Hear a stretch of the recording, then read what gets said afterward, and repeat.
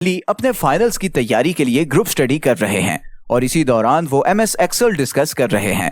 इस वीडियो से हमें एमएस एक्सेल और स्प्रेडशीट्स के कॉन्सेप्ट समझने में आसानी होगी।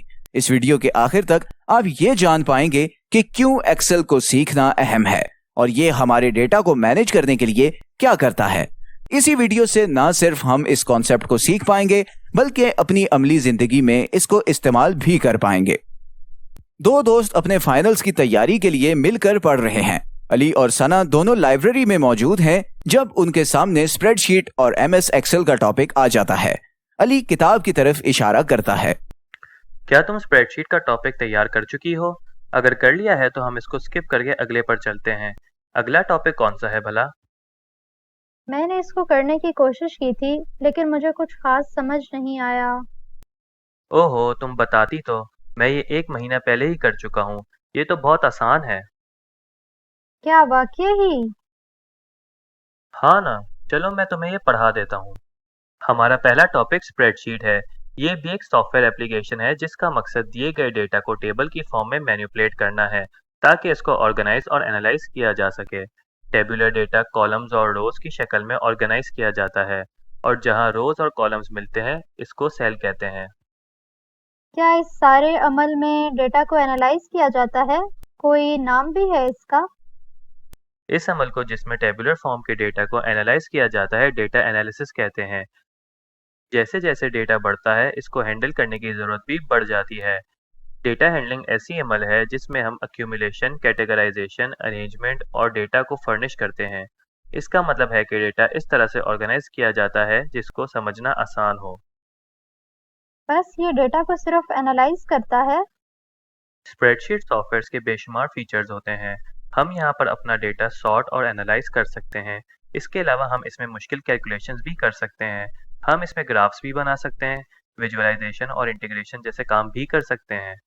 तुम्हें इस सेल के बारे में याद है जो मैंने तुम्हें बताया था? सेल वो जगह होती है जहाँ ये तमाम ऑपरेशंस किए जाते हैं।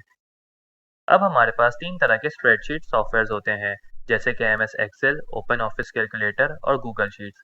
सबकी अपनी अपनी खसूसियात होती हैं, लेकिन अब के लिए हम सिर्फ एमएस एक्सेल पढ़ेंगे। क्या ये वही सॉफ्टवेयर है जो हम टेबल्स बनाने के लिए इस्तेमाल करते हैं?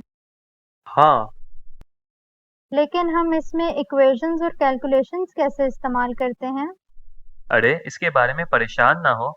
एक्सेल जैसे सॉफ्टवेयर में बस हमें सेल सेलेक्ट करना होता है और फिर उसमें फॉर्मूला लिखना होता है और उसके लिए इक्वल्स टू का निशान सेल में डालना होता है।